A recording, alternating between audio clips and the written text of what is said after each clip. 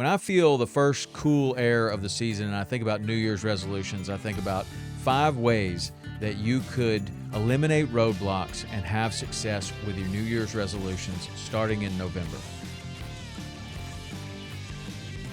What's going on, everybody? It's Physical Friday, and we're glad you're here. For many people in the country, you've gotten the first little bit of winter, and the cold fronts are coming across, and it's pretty exciting for the fishing people because we know what happens in the wintertime.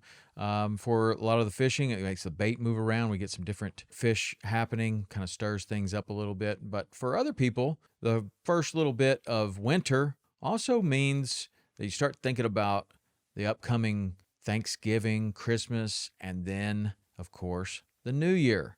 And the New Year comes with resolutions. I love New Year's resolutions because I think it's a good place and time to reflect on where you are in your life. And if you need to make any changes, it's a convenient time because lots of other people are kind of encouraging you for New Year's resolutions. But New Year's resolutions often are not met. In fact, that's how gyms make their money, is they get a lot of people to sign up for the gym in January, and by February or March, most of them don't come, but you pay for your membership for the entire year or for 6 months or whatever. It's a very common thing. There are roadblocks that come with making New Year's resolutions and actually sticking to them. Some people are really good at it. Some people are not. And when I look at the people that are unsuccessful, and when I look at my own New Year's resolutions that I've made over the years and did not meet, there are some things that are pretty common and some things that stand out as roadblocks.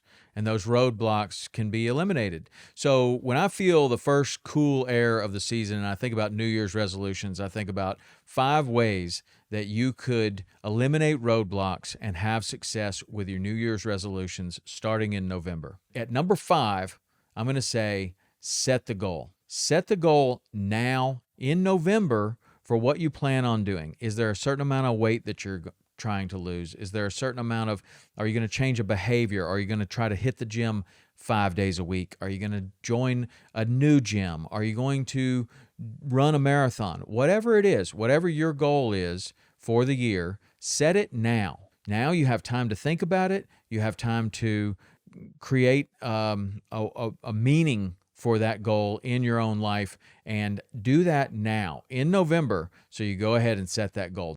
Coming in at number 4 is to communicate this goal to the people that are in your life. What is the goal? How can they be supportive? Is this going to be a big surprise when it comes to January 1st and you say you want to get your black belt in karate, or you want to run a marathon, or you want to start doing jiu-jitsu or whatever? Is this going to be a big surprise, or can you talk about it now and communicate this with your family and loved ones so that they can set aside the time, or that you can set aside the time so that you can do this and it will be an enhancement? Number 3 is actually setting that schedule. If you're going to go to the gym 5 days a week, what time are you going to go? Would your family need to know about that? Would your wife or husband need to know about what time you're going to go to the gym? Is that going to enhance your life, or is it going to create more strain at home? And these are all the things that you can do now in November so that you can find that right time to be able to go, so that you can make the adjustments necessary before you even get started.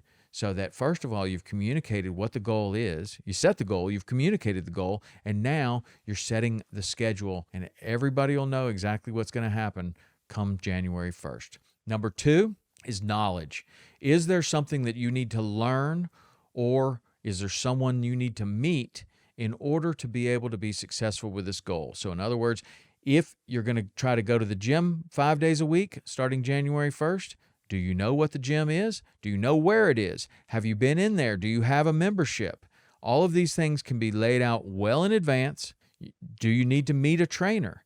Do you need to meet someone at the running club that you're thinking about joining? Can you go ahead and do those things in advance so that on January 1st, you're not scrambling around? And this is another roadblock that you can remove by getting any sort of knowledge that you need in advance. And number 1 way to eliminate all roadblocks and have success with your New Year's resolutions starting in November is to start now. So let's just say if your goal is to get to the gym 5 days a week and you've done all of the things leading up to this, you've set the goal, you've communicated that goal, you've set your schedule about when you're going to do it, and you've learned any amount of knowledge that you're going to need to be successful at this, let's start now. So if your goal is to go to the gym 5 days a week, if you were to start now and get to the gym 1 day a week, it's not a very big commitment.